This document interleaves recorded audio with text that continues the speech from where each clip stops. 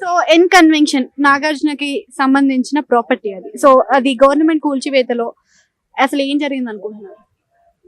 ఇప్పుడు యాక్చువల్ గా దీని గురించి చెప్తే ఎన్నో అక్రమ కట్టాలు ఉన్నాయి. మల్లారెడ్డివి ఎక్కువ ఉన్నాయి. సగం అంతా మేడ్చల్లు మల్కా అక్కడ అంతా మన సూరారం నుంచి మన ఐడిపిఎల్ చూసుకుంటే ఆయన ఎన్నో చెరువుల దగ్గర పక్కన ఇప్పటికీ ఆడ జిడిమెట్ల అక్కడంతా కబ్జా చేసుకుని వస్తున్నాం. మళ్ళీ దాని మీద ఇంతవరకు ఎవరు యాక్షన్ తీసుకోలేదు.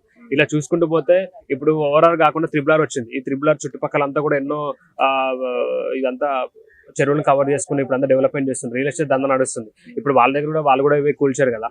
అందరూ పట్టా నుంచి అంటే పట్టా నుంచి నోటరీ నుంచి దాని గురించి చెప్తున్నారు కదా, మాది అనేది అక్రమ భూమి కాదు, ఆల్రెడీ దీని గురించి బీఆర్ఎస్ ప్రభుత్వం ఉన్నప్పుడు తేల్చుకున్నాము, అది కోర్టులో నడిచే కేసు, కోర్టులో నడుస్తున్నప్పుడు ఎలా కూల్చివేస్తారు అని. సో మీరు దానిపైన ఏమనుకుంటున్నారు? ఇది పర్సనల్ అటాక్.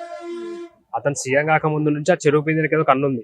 సంథింగ్ వాళ్ళ తెలిసిన వాళ్ళ ఫ్రెండ్స్ నుంచి ఏదన్నా ఉండొచ్చు, లేదంటే ఏదన్నా రేవంత్ రెడ్డి అంటే ఏదో పర్సనల్ కి సంబంధించి పర్సనల్ అటాక్ అని అనుకుంటున్నారు. రాజకీయ దాని గురించి వితౌట్ ప్రాపర్ ఇంటిమేషన్ ఏది అంటే కేసీఆర్ ప్రభుత్వం ఎందుకు చేయలేదంటే అది సపోర్టింగ్ అది వదిలేసింది. ఇంకా అంటే ఇప్పుడు అంత పెద్ద డిసిషన్ తీసుకోవాలంటే చాలా గట్స్ ఉండాలి.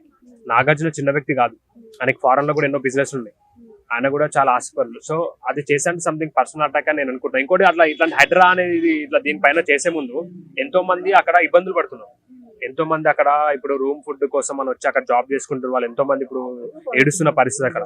సో ఇట్లాంటి చేసే ముందు పేద ప్రజలకి అన్యాయం జరగకుండా న్యాయం జరిగేలాగా రేవంత్ రెడ్డి ప్రభుత్వం మంచి చర్యలు తీసుకోమని చెప్పి నేను కోరుతున్నా. ఇట్లా తెలంగాణ మొత్తం అంతా కబ్జాలే. ఇప్పుడు ఎన్నో ఫామ్ హౌస్ కట్టారు, ఎన్నో భూములు ఆక్రమించుకున్నారు కేసీఆర్ ప్రభుత్వం.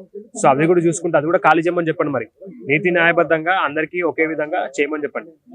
అది. Thank you.